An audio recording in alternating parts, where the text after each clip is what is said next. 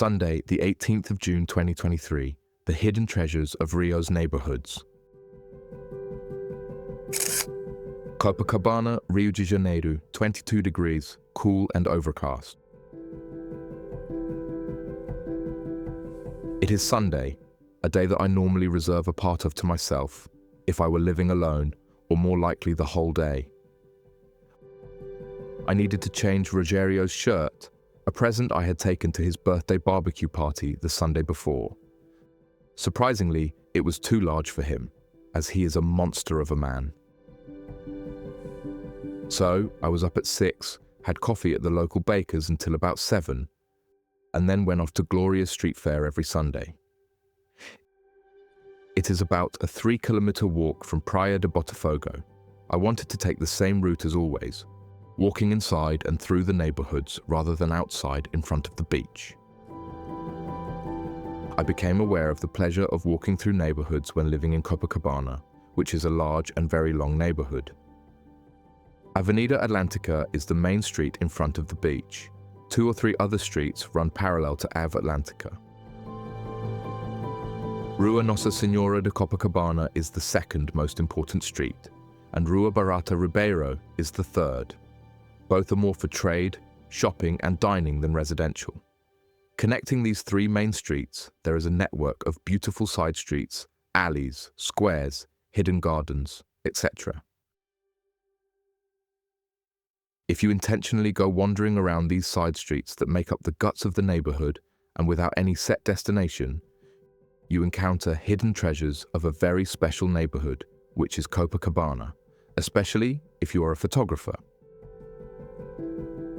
When a person wants to cross Copacabana on foot, most people prefer to take Atlantica as it is enjoyable to walk in front of the beach with the kiosks, restaurants, bars and the sea.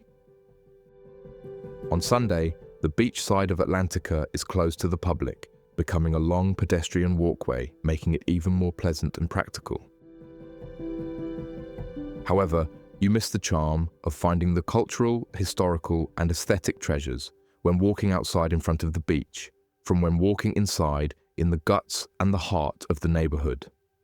Copacabana is full of tree-lined side streets that support its own ecosystem of birds and animals that people seem to take for granted and only seem to care when a monkey, a bird, a tucana, etc. comes down to say hello.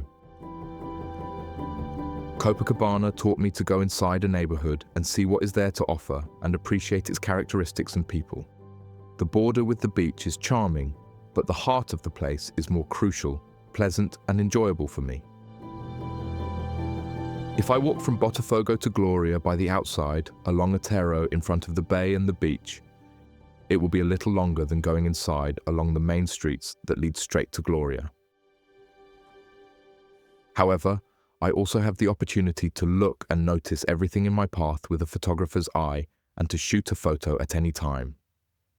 The day is excellent. The sun is out, although it is almost winter. Rio is so privileged that its residents are lucky enough to have beautiful, warm, sunny days, although it is a little cool in the shade.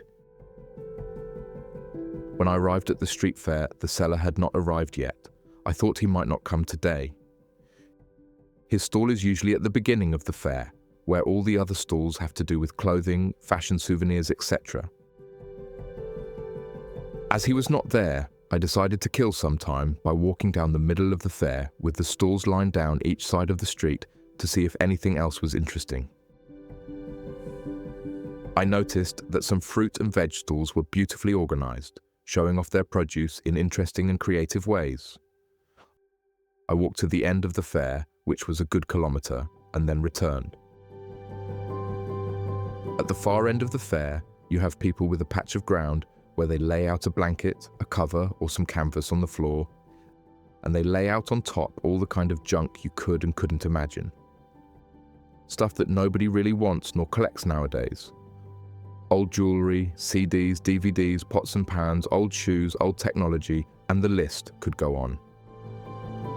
I thought that maybe it is a kind of obsession, or even a therapy for some people to collect and try to sell such stuff. But in another line of thought, it could be seen as different, charming, or even beautiful. Returning back to the beginning of the fair, I found the man and the stall to change Rogerio's shirt. Unfortunately, there was no problem. He readily changed the shirt for a smaller size with no questions asked, which is sometimes difficult in Brazilian stores. With my task done for the day, I decided to cross Otero and visit Marina da Gloria, my second church, Urca being the first. I stayed in Marina da Gloria for about half an hour and returned home by the outside route along the beach.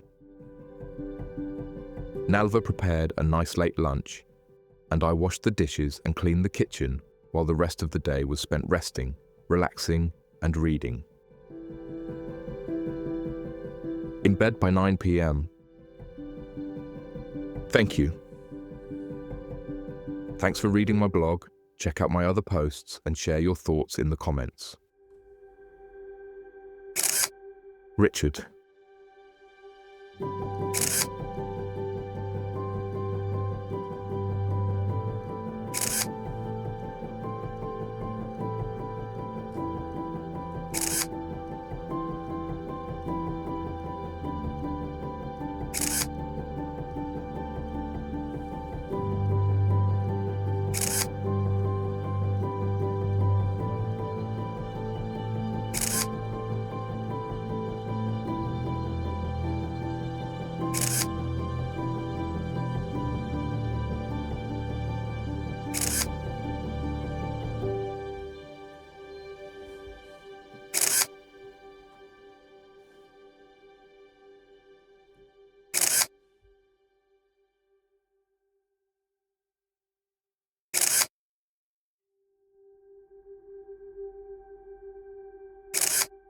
Photos by Richard George Photography.